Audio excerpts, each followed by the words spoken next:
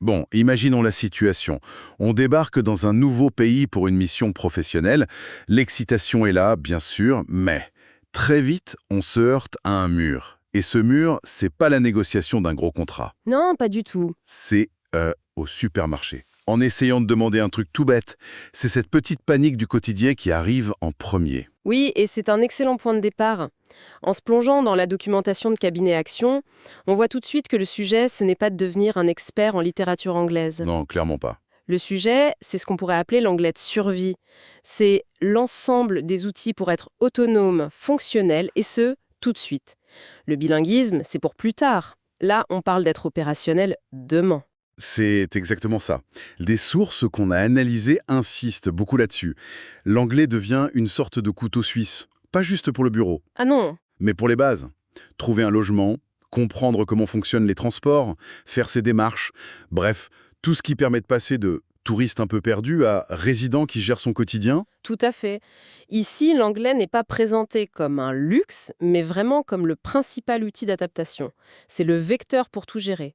Par exemple, arriver dans une agence immobilière et pouvoir dire simplement Oui. I'm looking for an apartment, ou de pouvoir préciser I'm here for professional reasons, bah ça change tout. On n'est plus passif, on prend les choses en main. D'accord, donc on a ces phrases clés. Mhm. Mais je me dis, savoir la phrase, c'est une chose. Le vrai obstacle, c'est souvent la peur de la prononcer, non? Plus de grammaire, c'est d'apprendre plus intelligemment. C'est-à-dire? En se concentrant sur un petit arsenal de phrases-outils, on court-circuite la panique. L'objectif, c'est la communication, pas la perfection. On veut désamorcer cette peur de parler. Il faut donc oser. Oser dire, même avec un accent, I don't understand, could you repeat, plutôt que de faire semblant d'avoir compris. Exactement. Ou dans une situation plus sérieuse, savoir demander Where can I find the nearest hospital? La fonction est plus importante que la forme. Précisément. La confiance, en fait, elle ne vient pas d'une maîtrise parfaite. Elle vient de la capacité à se faire comprendre dans une situation donnée. Savoir dire I have an issue with my contract ou Could you help me please a une valeur pratique immédiate. Ça m'amène à la méthode de formation qui est décrite. Les documents parlent de coaching personnalisé avec un formateur natif. Oui, Bon, soyons honnêtes, cours sur mesure, c'est un peu l'argument de toutes les écoles de langue. Qu'est-ce qui rend cette approche vraiment différente, d'après les sources? c'est une très bonne question. La différence, elle est dans ce que sur-mesure veut dire ici. Il ne s'agit pas de suivre un manuel.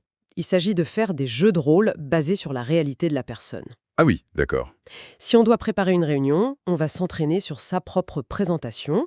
On apprend, et je crois que c'est leur formule, l'anglais qu'on utilise, pas celui des manuels. L'apprentissage est ancré dans un besoin réel et immédiat. Donc, on est dans l'hyper-personnalisation, et je vois qu'ils insistent aussi sur la flexibilité.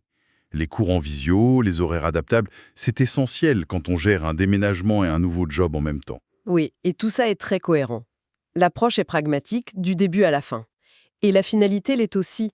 L'objectif, c'est souvent d'obtenir une certification reconnue, comme le TOEIC, qui est la référence, ou le V-Test, pour valider les compétences de manière objective. Voilà.